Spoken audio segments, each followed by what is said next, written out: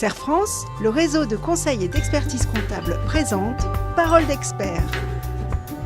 Serre France, partenaire de la performance des chefs d'entreprise.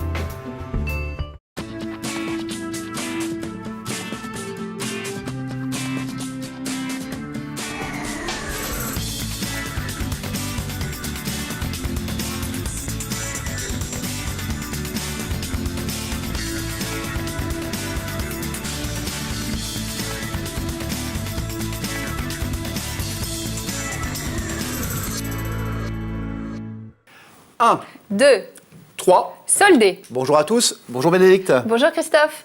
Vous l'avez saisi, aujourd'hui nous vous proposons une chronique sur les soldes. Les soldes, c'est une occasion pour les clients de faire de bonnes affaires. Et pour les commerçants, de liquider leurs invendus. Étiquetage, publicité, garantie, voici quelques tuyaux pour solder en toute sérénité.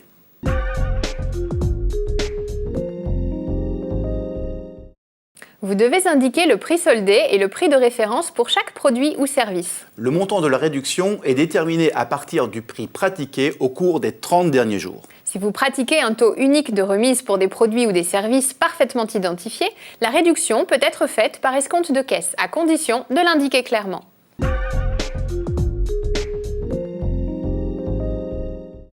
Si vous mentionnez sur une affiche des réductions de moins 70% à l'intérieur d'un magasin alors que les réductions en question ne concernent qu'un petit nombre de produits, cela est considéré comme de la publicité mensongère. Toute communication relative à des soldes doit mentionner les dates de début et de fin de l'opération. Si elle ne concerne pas tous les produits du magasin, vous devez aussi mentionner la nature des marchandises sur lesquelles elles portent.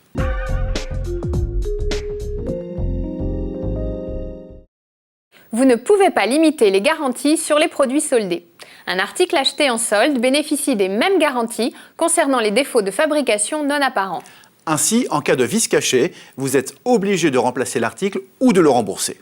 En revanche, s'il n'y a pas de vice caché, vous n'êtes pas tenu de le faire. Si habituellement vous pratiquez les échanges ou les remboursements, il faut afficher la mention « article soldé ni repris ni échangé » dans le magasin ou sur le ticket de caisse. Les sites de vente en ligne doivent respecter la même législation en matière de solde, sauf pour la règle du ni repris ni échangé. Le consommateur peut faire valoir son droit de rétractation et renvoyer l'article dans un délai de 7 jours.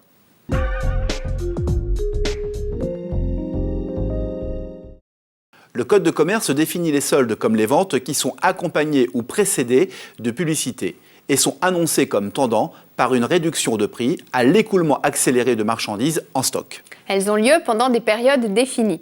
Les 2 périodes annuelles de soldes officielles durent 6 semaines chacune. Leurs dates et heures sont définies par décret. Les soldes d'hiver débutent le 2e mercredi du mois de janvier à 8 h et sont avancés au 1er mercredi lorsque le 2e mercredi intervient après le 12 janvier. Les soldes d'été débutent le dernier mercredi du mois de juin. Les dates de début et de fin des soldes officiels sont communes à tous les départements, à l'exception des zones touristiques ou frontalières qui peuvent bénéficier de dérogations.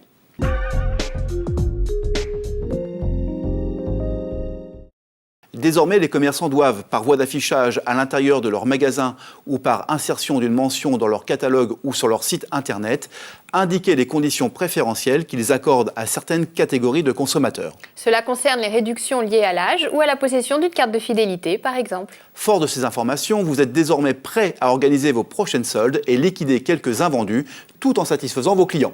Nous vous retrouvons très prochainement pour de nouvelles paroles d'experts. Qu'il ne faudra pas manquer puisque nous vous donnerons quelques astuces pour liquider votre stock pendant les soldes.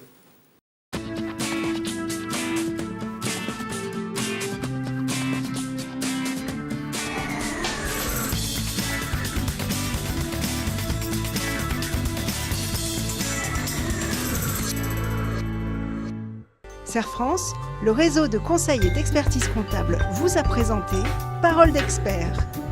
Serre France, partenaire de la performance des chefs d'entreprise.